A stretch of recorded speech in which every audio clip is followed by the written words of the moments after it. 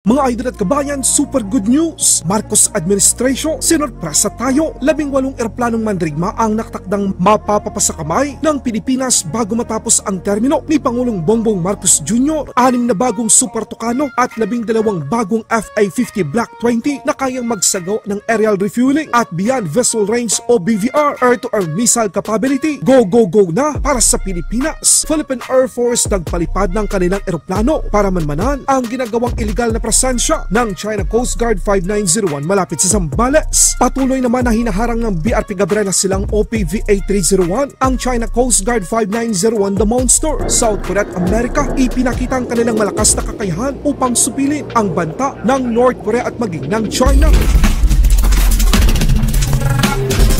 Good news number 1, Pangulong Marcos Jr. at Department of National Defense Gibo Chodoro ginulat ang mga kritiko. 18 eroplanong mandirigma, good to go na para sa Pilipinas. 6 sa mga ito ay A-29B Super Tucano light attack aircraft para sa Philippine Air Force. Ito ay sigurado na mga kabayan dahil meron na itong Notice of Award na inilabas noong 16 ng Disyembre taong 2024. Ang 6 na brand new Super Tucano ay nagkakahalaga ng mahigit 6.59 billion peso. Ang mga Tucano ang papalit sa mga OV-10 Bronco at 2 AH-1 Cobra attack helicopter na ibinigay ng Jordan sa Pilipinas na kamakailan lamang ay idinikomisyon na ng Philippine Air Force. 6 din na Super Tucano ang nabili noong panahon ng dating Pangulong Duterte, kaya magkakaroon na ang Philippine Air Force ng 12 Super Tucano sa hinaharap. Good news number 2, para mas lalong tumahimik ang mga nagsasabing walang nabiling military assets ang Marcos Administration, Department of National Defense sa pangunguna ni Secretary Gibo Chodoro inilabas sa kanilang Procurement Monitoring Report para sa second semester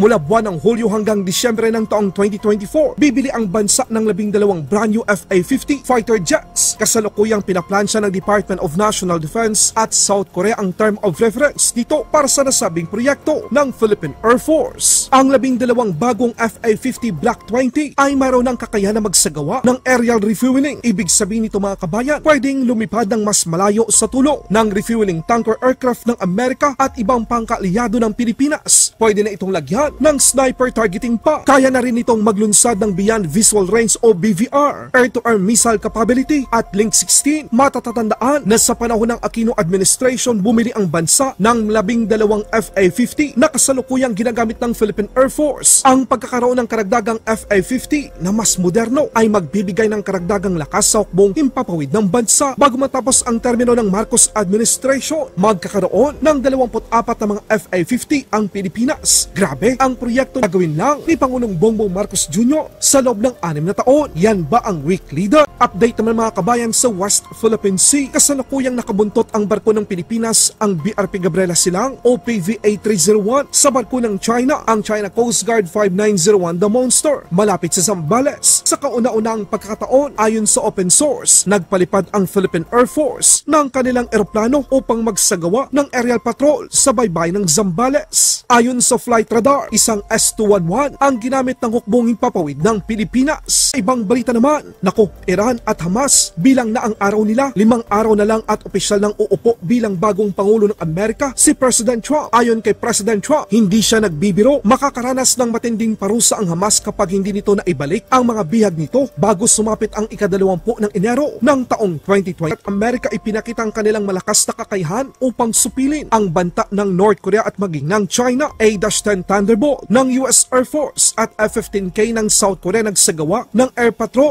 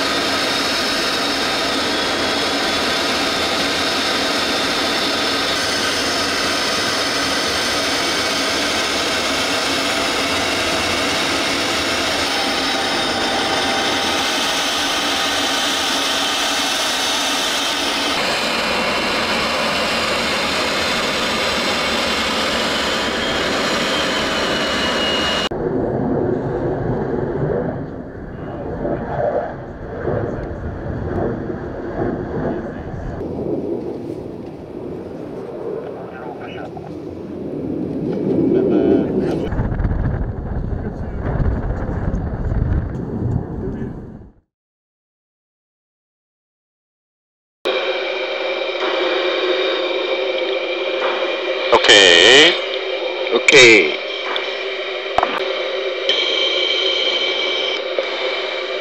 Oh, good hit. 1-0 push up. Laban Pinas.